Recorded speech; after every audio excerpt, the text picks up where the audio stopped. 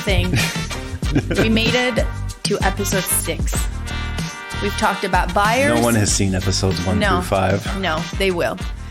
We've talked about buyers. We've talked about sellers. Have we talked about babies? We need to talk about babies because it's a big topic. And without babies, no one's going to want to expand or change their living situation and just buy keep living in real caves. estate. So babies is... So I feel like a first-time home buyer right now with the first baby coming. I know. Congrats. It's like I need some help. I need someone to push me a little bit. This is tough. And I feel like those first-time home buyers that spend 3 years, but I didn't have to. It just happened. I just got pushed into it. Yeah. We're like, oh, it's going to take 6 months. Don't worry. It took like 6 minutes. You are that client. We're in contract. We say this to buyers that are not ready fully. We're like, let's just write an offer. It's not even going to get accepted the first time. Are you kidding? Like it takes multiple tries. It takes months. Yeah. No way you're going to get the first one. And then they get their first one accepted and it's non-contingent. We're all in. There's no backing out. Deposit is in. Wow. I never thought about it like that. Yeah. Babies and first-time home buyers. First-time parents and first-time home buyers are the same thing. They are. And you know what? Now that I think about it, first-time home buyers that have kids, aren't they a little bit more apt to the process?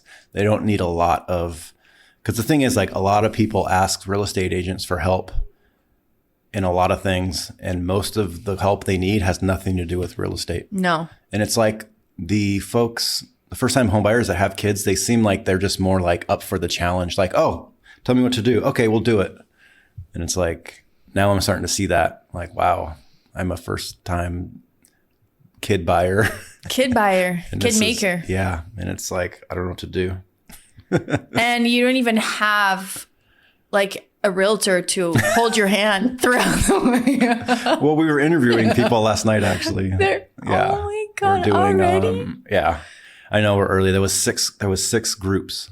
There were 5 couples in there. And they were all at different stages. And there was like half of them were at our stage where they're only like a few weeks in. And then there's some that were like 6 months in. They're like, yeah, we tried to get into UCSF where I had my first kid, but they said, no, there's no room because they waited too long to like find out. So it's like. So another correlation between first-time home buyers and first-time baby makers. First-time baby makers is that if you wait too late until your lease is ending, the pressure's on. The pressure's on. You're going to get what you're stuck with. You know, you want to go in a back alley, go for it. So preparation is key. Yeah. And then know. Yeah, no. And then your mindset. Well, and I always tell buyers too, like I'll talk to some first timers and they'll kind of be apologetic. They'll be like, oh my gosh, I'm so sorry. We're just kind of dabbling. We don't want to buy until next year. And what I tell them is I'm like, perfect time to start chatting. That's exactly when I want to start talking to people. It takes your average first time home buyer 3, 6, 8, 12 months to purchase. Unless you're like Erik and the first try, it happens. We'll take it. I knew it was going to happen too. I just knew it. Oh my God. But yeah, so definitely for buying a house, get with an agent early and they will, because you know, in this day and age, you don't need a real estate. I remember when I was first looking to buy my first house many, many, many years ago when I lived in the Midwest, and I'm glad I didn't because I probably would still be stuck out there. I ended up moving back here. It was a lot easier when you don't have to offload a house. Yes. But when I was first looking way, way back then, it was crazy. I just met an agent. We started looking at houses and it just didn't feel right. And the timing wasn't right. And the prep wasn't right. And it was like, you know, the second time around, we were more serious and we had a game plan. We talked about it for months and months and months. And then, so you do need to kind of talk to an agent early and because they'll help guide you through the entire process, not just buying the house and the contract and the paperwork, but it's, you know, they're a tour guide and they're holding your hand through a long, arduous, insane, intense journey. And that journey may take 2 weeks or it may take 2 years. Yes, very true. There is a lot of uncertainty and there's a lot of items of unpredictables when it comes to making babies or buying real estate. I'm just going to keep doing this because it's just so similar. It's ridiculous. But obviously preparation in both cases can help you a lot. Mindset, prep, process, procedures, steps. Like imagine if this is your first time having a baby and you have no idea what cycles are like, what is the stages, like A to Z. I don't know what you gotta, I mean, you're not carrying the baby, but I'm sure that there's stages and cycles. Yes, there are. There are 3 cycles. Similar to buying real estate. I don't have a baby agent yet. Well, that's the beauty of having a great wife that handles all of that for you. She's technically the realtor in this process. She's just not really educating you, which, she will at some point when she needs your support. But preparation is key. And your realtor is the person that's going to guide you through the process. One thing I wanted to highlight too is your realtor will only do so much in this process. There's also a lot that has to come from you. And that's the openness and the flexibility and also your coachability. Yeah. Like no matter how many times learning the playbook. No matter how many times we talk to a client and tell them A, B, C, D, if they're not listening to us, if they're not being open and coachable, then guess what? It doesn't actually matter. At the end of the day, like, are they receiving the information? Are they practicing what we're telling them? Or is it just like not sticking with them? Yeah. Well, and today's real estate agent is much different than it was, 20 years ago. Yeah. Something else I was going to bring up that I forgot is back then I told the agent what I wanted and I showed up to the brokerage office at 9 a.m. and we jumped in the minivan and we went and looked at houses and she said, "You're going to love this next one." And that's not how it works anymore. No. Everyone's online. Everyone's on Redfin and Realtor and Zillow. And an agent's value is no longer in check these out. They're in navigating you through the market and letting you understand what the counter offers and a multiple offer situation is and how to get things at list price and helping you dissect and understand the common roadblocks. Like the big roadblocks I see in first-time home buyers are the number one is we don't have the down payment. And the second one is if they do have the down payment, they want to keep their monthly mortgage payment low. And another third factor that no one really thinks about, but it was huge in our decision to buy a house. It's been 3 years now, and I kind of forget about this every now and then, but your quality of life may have to decrease. We lived in Pacific Heights, right in the middle of everything in San Francisco. We could walk out the door and there's 4 coffee shops and 5 places to grab breakfast. And we could go have dinner at 10 o'clock on a weekday and have 5 different choices. And we could walk to the marina and we'd hear the Blue Angels flying over our house. Everything was perfect. We'd walk to concerts. Yeah. And we had to give all that up because you need about $15 million to buy a house in Pacific Heights, and we didn't want to get a condo. Mm-hmm. So we had to move into the neighborhoods, and now we're in what they call a food desert, which means, we can't just walk outside and go get food anymore. We have to get it ordered, or we have to drive somewhere, and there's not parks and cafes near us. So it's not just a monetary thing. Sometimes you have to make adjustments. Yeah, and an agent can kind of help you acclimate to that and understand that there are going to be some quality of life changes for the worse for the short term. And the reason why we're making it sound so awful is because right now we're in a market where more than ever, the choices from the buyer side are even more limited. So outside of obviously your budget constraints, which is probably the biggest roadblock in any first-time home buyer's journey, we also have the highest competition for the very limited inventory that is within their budget. So being open to seeing the opportunities. And this is what I say. I'm like, do you see yourself living in this house for the next 2 to maximum 5 years? This does not have to be your forever home that you want to raise your family in. And like the 2-year minimum mark is obviously a tax reason. We can talk about it later. But the worst case scenario of it is like you stay in it for 2 years, you've hopefully built some equity, which in this market, like whatever you buy will make you minimum of 13% equity year over year.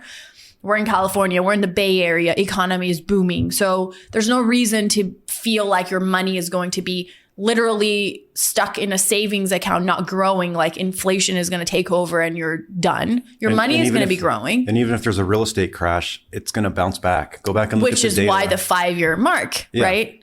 Because even in the worst case scenarios, which we saw in 2008 and 2009, I was not a realtor. I was actually like barely in the adulthood stages of my life. So I can't really relate to the crash that happened in 2008, 2009. But I do know just historically how economy recovered. And within 5 years, you were back to where you started. Some cities and states never came back. Some took 10 years, but the Bay Area took a couple of years. Yeah, and brief. So, some people think there's a crash coming. They're going to wait till after the crash. Well, if you wait, you're going to lose 100% of your money that you're putting in rent. Yep. And if you buy now and ride the wave, that's the whole point of investing and buying real estate is things go up and things go down, but they always trend up. Exactly. And your rent trends straight down. It's a line that goes straight down to nothing. And the beauty of purchasing real estate is for the next 30 years, your monthly expense of your mortgage is fixed, predictable. You don't, even in the worst shapes of economy, you know that this is how much you are responsible for paying. So hopefully you're not maxing out your budget and stuck with a very high, large mortgage that you're unable to pay, which is why like lenders today are very strict with your loan to value ratio and they don't want you to go above a certain threshold. But if you're able to be reasonably well situated in your loan and your monthly mortgage, guess what? Economy goes up and down and your rate is fixed. It all stays the same. Your monthly payment. I mean, with rent, that doesn't happen, right? No, you pay more every year. We already saw in 2021 compared to what we're seeing right now, which is we're just at the beginning of 2022's obviously new fiscal cycle, 18% rent increases across the Bay Area. And that's just literally the generic number. So some areas are higher, some areas are lower, of course, but 18% increase is what we're seeing. And that's literally just within few months of hitting 2022. So yeah, rents are going up, but your mortgage is fixed. At least you can predict how much you're responsible for paying and maybe make adjustments in your lifestyle until economy picks back up. And that is in the worst case scenario. The most obvious scenario is, let's say this year you're thinking about buying, well, I don't want to pay, let's say a $6,000 a month mortgage. Well, so you keep paying rent and let's say you're only paying $4,000 a month. Well, in 10 years from now you're paying $9,000 a month. You're making more money with your job. Inflation took off. So everything costs more. Rent, how much you're making, everything you buy at the store costs more, including your rent. But if you would have bought those 5 years ago and you got that $6,000 mortgage, you would be making that payment with your eyes closed easily. Yeah. You can refinance and pull a couple $100,000 out of that. Yeah. Buy another property. You could have a renter go in that house and you can keep jacking up their rate. You could have a $5,000-$6,000 mortgage and you're charging $8,000 or $9,000 a month rent, while you have another house that you're paying that mortgage off while your renter's paying your mortgage off. And none of that would have happened if you just sat around and thought, well, we're just going to wait a little bit. Yeah. And here's another point I want to make, because we brought up the idea of baby makers. A lot of young parents that I meet with that are also first-time home buyers, yes, they're much better on the mental handling side of things, but if they're super strict with school districts right at the bat and they want to be in the most perfect school district, because I have clients they come to me, they want to be in Oakland, which generally speaking, Oakland does not have the best school districts in like the entire Bay Area. That's not a surprise. But the very small neighborhoods and districts that do have really incredible schools are the most competitive that you will ever, because you're dealing with obviously parents that want to be in those neighborhoods. And generally speaking, school is a big factor in driving their decision. But here's my argument to them. First of all, if we're just looking at Oakland school, systems, which we can have another session talking about it, because I learned so much by working with buyers that were strictly looking at school districts. it's a lottery-based system anyways. There is no guarantee that living in a certain neighborhood will get your kid into that school. You do get priority over other kids by living in that neighborhood. But priority does not mean guaranteed.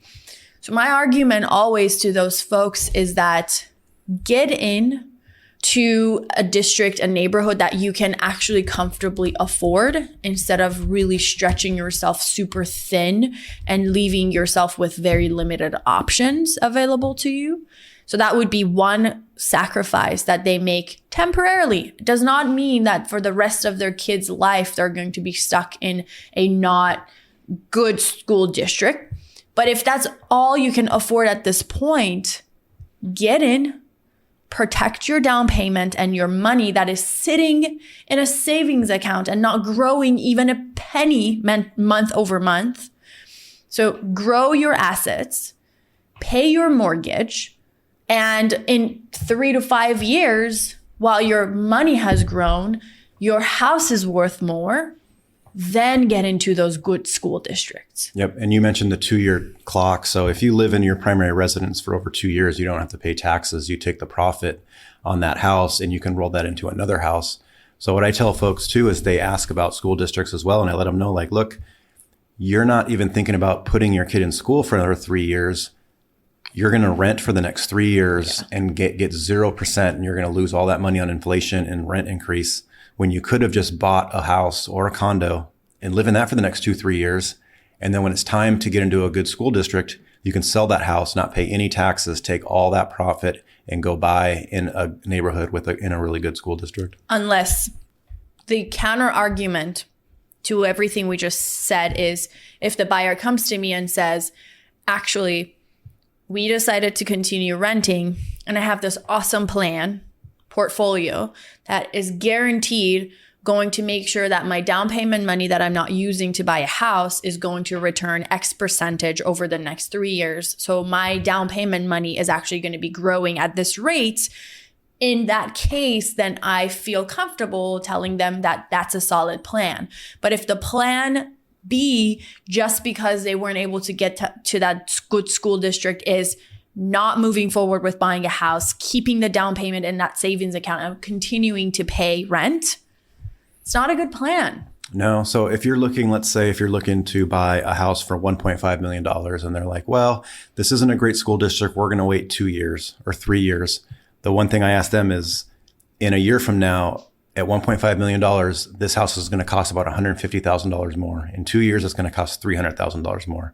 Are you in a financial position that $300,000 is not a big deal to you over the course of the next 2 years? And if it's not that big of a deal, then you keep on renting. Yeah. But if your mortgage and your monthly rent payment that you want to eliminate is all part of your financial plan, then you do just need to hurry up and buy a place.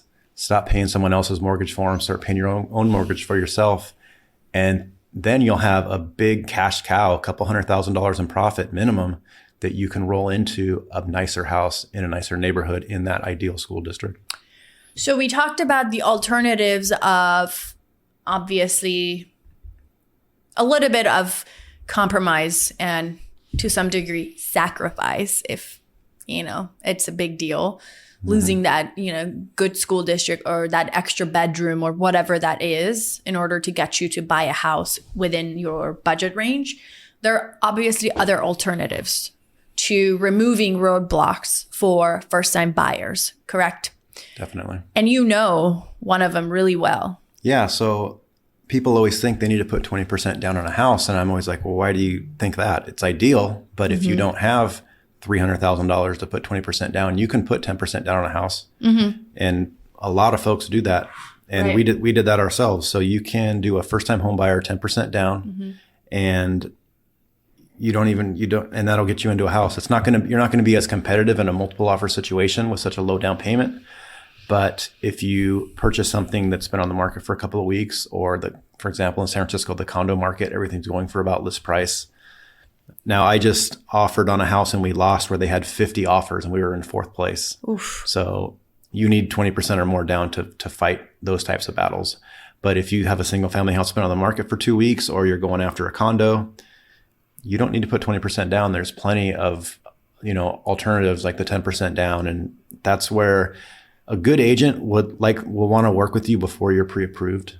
The other agents want everything teed up and they want their lives to be as easy as possible. And so unfortunately, I've heard like these horror stories that buyers are like, well, so-and-so agent didn't want to work with me because I'm not pre-approved. Mm-hmm. And that's a very common standard in the realtor world.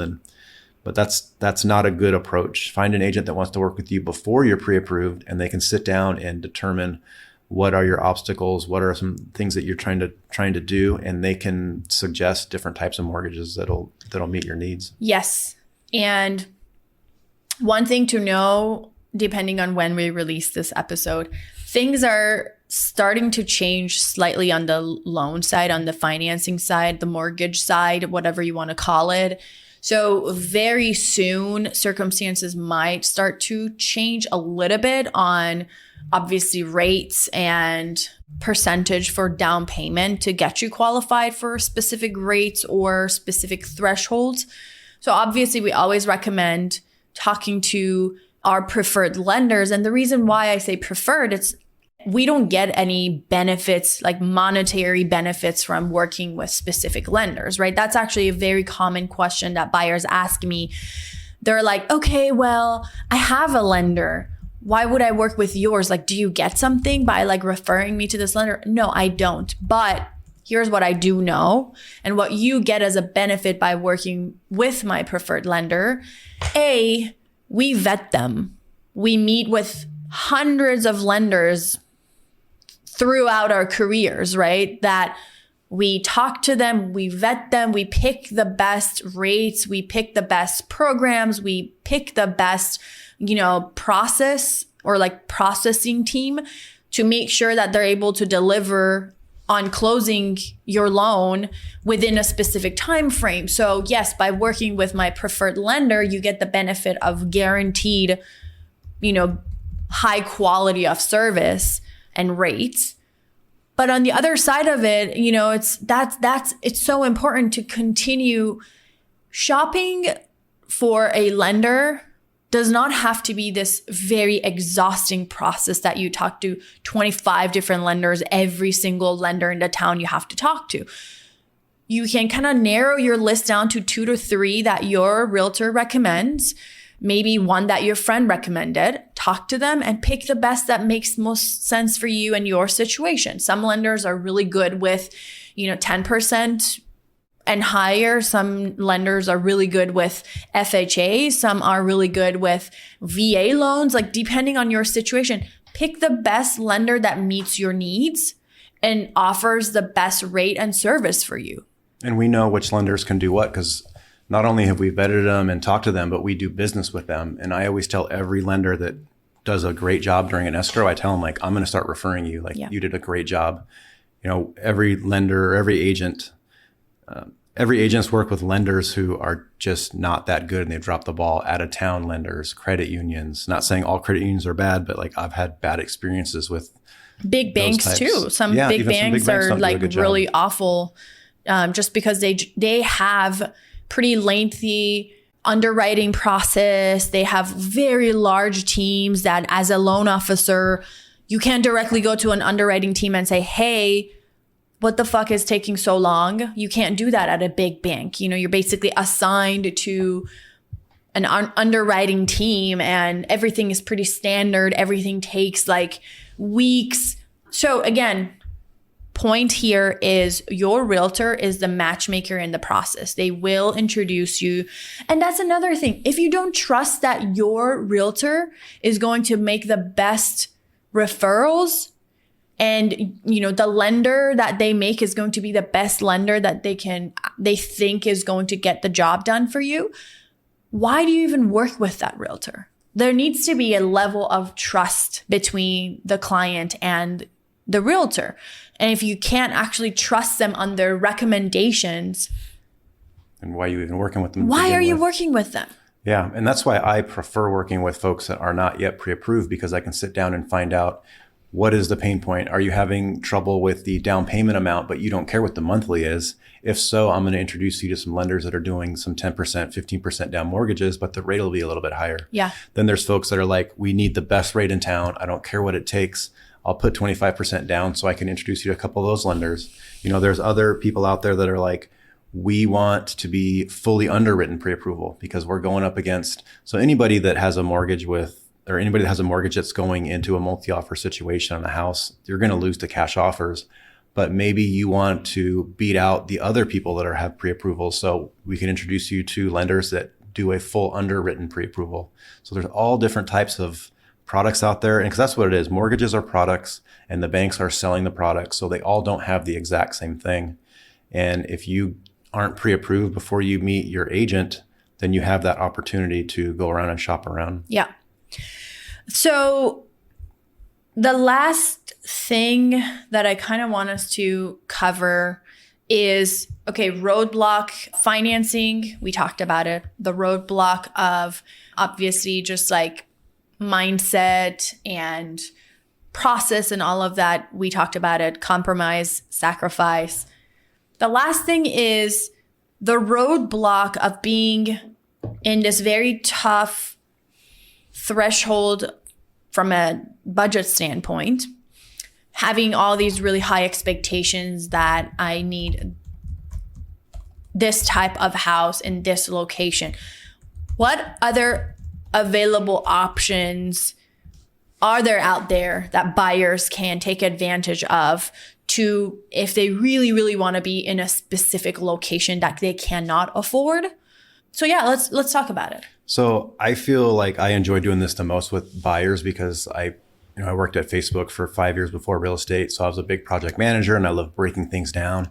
And so I break it down like a project manager for them. Like a good realtor is not a salesperson. The houses will sell themselves. Like I've never been in sales. I don't know how to do sales. I just don't know what to do with that kind of stuff. So what I do is I project manage for them. And like, if you're not emotionally ready to buy, I'm not going to push you. I'm just going to tell you what I think you should do, and I'll give you all the options. So what we do is we first look and see what their budget is and the city they want to live in and the type of house.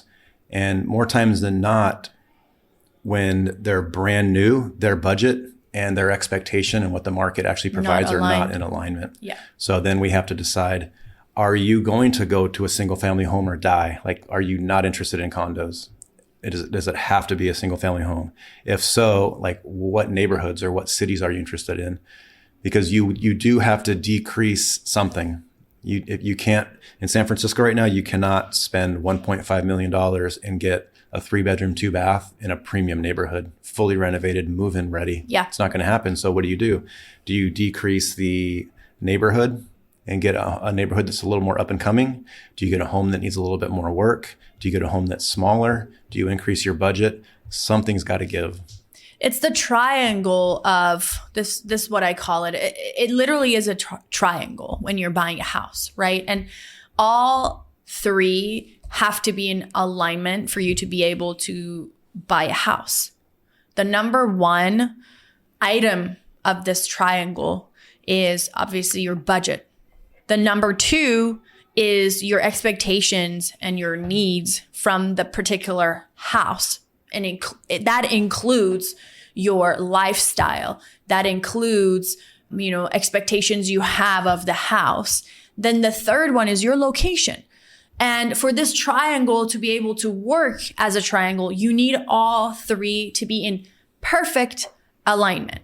Even though a perfect house does not exist, you need to make sure that this three perfect situation align. And this is where the magic of getting into contract and buying a house actually happens. Yep. And you can't tiptoe in. So I have some initial buyers and look, you're not going to get the first house you buy. It's going to take a few. I mean, some people get the first house they buy and they don't even realize it, but it's going to take a few. And what is really good about walking around with buyers and looking at houses is you can really get a good feel for them. I was just showing a duplex to a couple and they didn't really want a duplex, but the price looked a little bit reasonable. So we went and looked at it. But after hearing them talk about it when we were going through the house, I was like, you know what?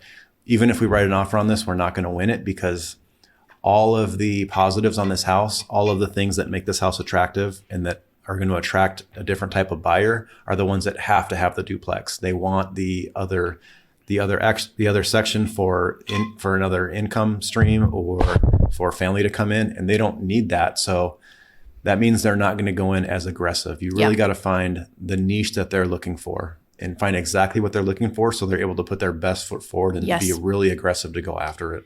Yes. And a situation that we most recently worked with was a client that, ideal situation was buying a single family house and, yard and, all the good things that the perfect house will have. And in order to fit their budget and their needs alignment, they were willing to sacrifice and compromise on location, meaning moving from San Francisco to Oakland. Now, if you know anything about real estate market in Oakland right now, the single family product, that category of real estate or housing in Oakland right now is on absolute fire. It's crazy. It's competitive. It almost doesn't make sense in certain situations. So they really quickly realized that, oh, yes, we made a compromise, but even with that compromise, we're still not in alignment with our budget and our criteria. And we're just not willing to make any changes to the remaining two sides of this equation or, triangle to make it work. So guess what? Back to San Francisco and getting really creative with their situation. What did we end up doing? Yeah, so now we're looking at TICs. And so basically they came in and said, we want to buy a single family home in San Francisco. And their budget was, I think, 1.4 max. They didn't love what they saw at that price point. And they're like, well, let's just go to Oakland then and get exactly what we want. They went to Oakland, looked in the single family market for 1.4. And they were like, well, if we're going to live all the way out in Oakland and we're going to pay 1.4, we expected to get a lot more. So then they came back into San Francisco and said, now we're going to look at condos in San Francisco. And the same thing, they said, well, if we're going to buy a condo in San Francisco, we're not paying 1.4. We want to shop right around 1.3. And they did not love the condo market for 1.3. So now we're looking at TICs or Tennessee in Common, which is, we can get into that a little bit more, but they're kind of like a condo, but they're more difficult to obtain financing and the rates are going to be higher. But they are traditionally about 15% cheaper than a condo. So that was the sweet spot. And it took a lot of running around for them to calibrate that. Yes. You or me, we could have told them that right away, but that will do no one any good. You have to go through. And that's why I talk about an agent is more of a tour guide.